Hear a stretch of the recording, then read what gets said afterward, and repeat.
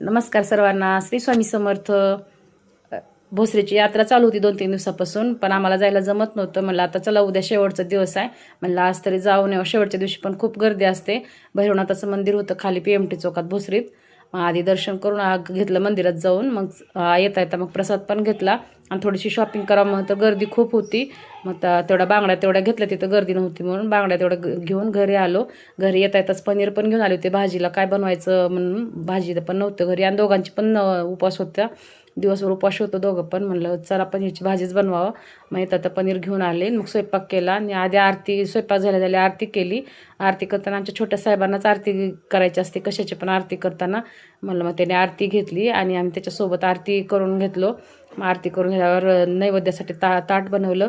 पनीरची भाजी, जिरा राईस, डाळ तडका आणि चपाती असं बनवलं होतं. मोदक काय मला बनवायला झालं नाही, म्हणजे बाहेरून यायला उशीर झाला. मग पटपट स्वयंपाक तेवढं बनवून घेतला. म्हणलं गणपती बाप्पाला ह्यावेळेस मोदक काय बनवायचं राहूनच गेलं, तरी पण घाईघाईत. मग नैवेद्य स्टार्ट करून नैवेद्य दाखवून घेतला आधी आणि मग जेवायला घेतलो. त्या दिवशी उशीर पण झाला होता खूप, म्हणून मग पुढचं काय शूट घेतलं नाही.